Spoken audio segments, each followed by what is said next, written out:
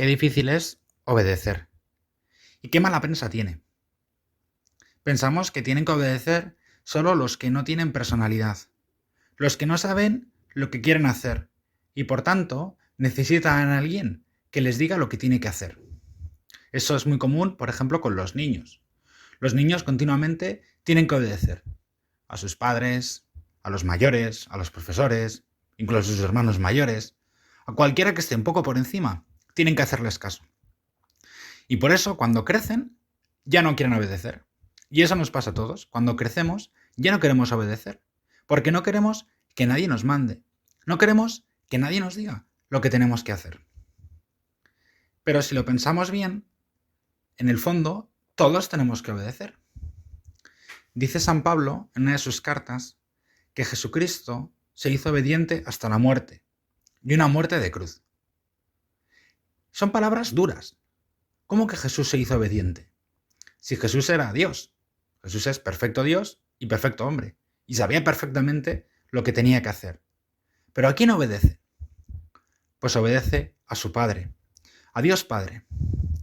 Y cumple la voluntad de su Padre. Y sabe que esa voluntad pasa a través de la cruz. Lo contemplaremos en la Semana Santa. Jesucristo en el huerto de los olivos hace esa oración y le pide al Padre que pase de él ese cáliz. Pero al final dirá, pero no se haga mi voluntad, sino la tuya. Obedecer, efectivamente, es hacer la voluntad de otro. Pero a veces decimos, bueno, ¿y cómo puedo yo ponerme a obedecer? Pues me parece que el primer paso para obedecer es hacer caso de lo que significa la palabra obedecer etimológicamente. Es decir, ¿de dónde viene esa palabra? Obedecer viene del latín, que significa ob audire, que se traduce por escuchar al que tienes enfrente. Lo primero en la obediencia es escuchar. Escuchar lo que nos dicen otros. Hay un personaje en la Biblia, en el Antiguo Testamento, que se llama Naamán el sirio. Naamán era un general del ejército de Siria. Era un hombre muy fuerte, muy bueno. Había conseguido grandes batallas para Siria, pero tenía un problema. Naamán era leproso. Naamán tenía una criada judía que le dijo que en su tierra había un profeta que tal vez le pudiera curar de la lepra. Y entonces Naamán se puso en camino hacia Israel a buscar a Eliseo, que era el profeta del cual le había hablado la criada, para ver si él le curaba. Yendo de camino, Eliseo le mandó un emisario que le dijo, si quieres curarte de la lepra, lávate 7 veces en el río Jordán. Naamán, al escuchar aquello, se enfadó. Pensaba que cuando fuera a casa del profeta, el mismo profeta le recibiría y haría alguna cosa espectacular, invocaría al Dios de Israel, haría alguna cosa, alguna pócima mágica o algo espectacular y le curaría de la lepra. Pero no.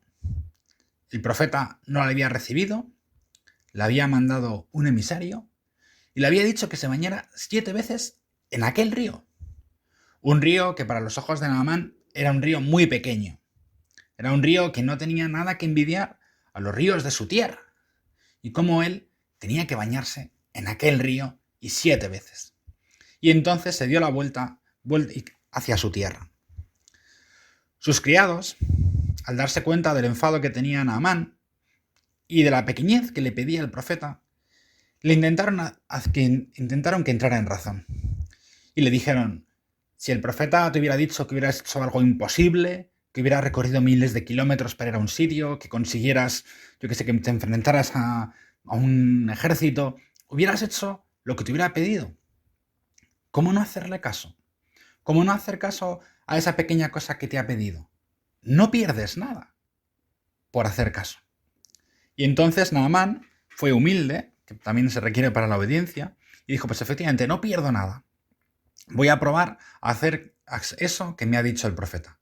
Y efectivamente Naamán fue al río, se bañó 7 veces y se curó. Al salir del agua tenía su piel como la de un niño recién nacido. Rápidamente fue a casa del profeta a darle gracias por el milagro. Y reconoció que efectivamente No había un Dios más grande en la tierra que el Dios de Israel, que le había curado de la lepra. Naamán obedece ante aquella cosa que podía parecer que no tenía sentido. ¿Y por qué obedece? En la segunda cosa de la obediencia que queremos considerar hoy, porque se fía.